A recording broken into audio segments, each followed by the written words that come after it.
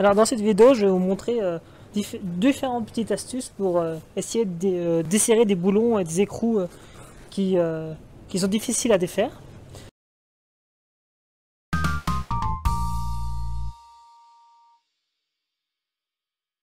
Alors première chose à rappeler, c'est que quand on serre un boulon, si on le serre soi-même, c'est qu'il faut utiliser, par rapport au diamètre du boulon, il faut utiliser une force donnée. Donc la force est calculée en newton.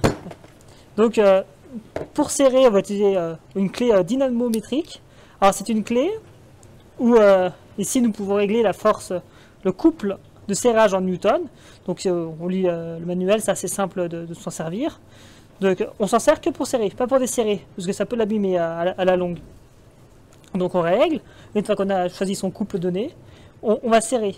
Donc pour une meilleure longévité, à la fin on va toujours détendre pour que le ressort soit bien détendu et ne s'use pas trop à la longue.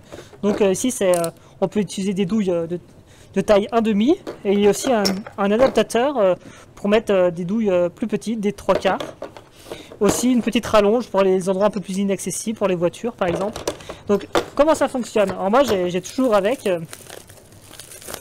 je mettrai le lien sur le site Facom. On peut trouver en fonction de la taille, du diamètre du boulon et de la qualité du boulon. Donc moi parfois quand je connais pas la qualité du boulon, je prends la moyenne. Et on peut voir qu'à tel diamètre, on doit serrer à tel couple en newton-mètre.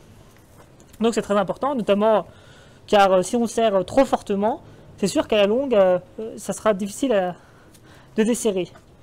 Donc, notamment pour les pneus de voiture, c'est très important pour ne pas abîmer les filetages. On voit trop souvent des gens serrer à la clé à choc sans contrôle de la force. Donc la clé dynamométrique.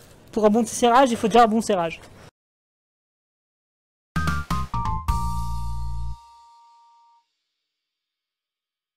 Donc deuxième méthode, si on est bloqué, on peut utiliser une clé à choc.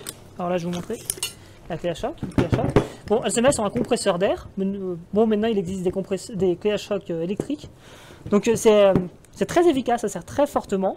Il faut un compresseur assez puissant, donc 50 litres minimum, plutôt 100 litres minimum pour un bon usage. Donc on peut régler différentes puissances, mais c'est difficile de régler un couple. Et on va souvent serrer très fort avec ces clés. Donc on va utiliser des douilles spéciales, donc des douilles qui résistent au choc. Donc c'est pour serrer et desserrer, mais surtout on va essayer de serrer à la clé dynamométrique.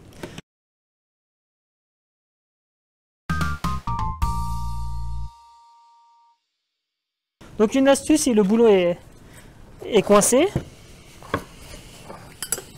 on peut faire des petits coups sur sa clé. Bon, on va faire attention de ne pas abîmer la clé, de ne pas la casser.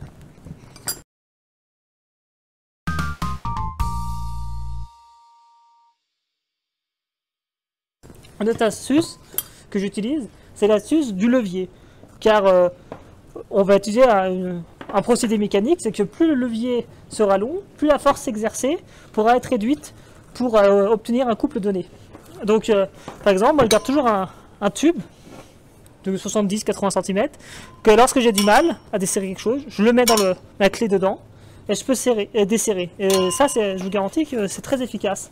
Donc il y a un vieux tube que je garde en inox, où je peux mettre mes plus grosses clés, jusqu'à des clés de 30. Donc on peut utiliser aussi ici un outil pour démonter les douilles de voiture. Donc là on a déjà un effet rallonge assez important.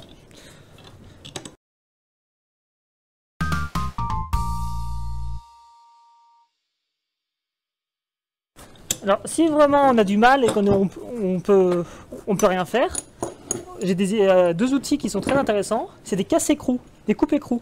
Donc pour deux tailles différentes, selon le diamètre de l'écrou à casser. Donc on va desserrer, on va mettre son écrou, et on va forcer, et ça va casser l'écrou. Donc ça c'est un bon système si on ne veut pas couper le boulon en entier. On a juste l'écrou à changer. Donc si on a un écrou de pas de vis standard, c'est très facile de trouver en magasin. Voilà différentes petites astuces. Donc cette vidéo s'adresse surtout à des particuliers pour avoir des petites astuces. Les professionnels ont souvent des moyens beaucoup plus efficaces pour desserrer des écrous et des boulons. Merci.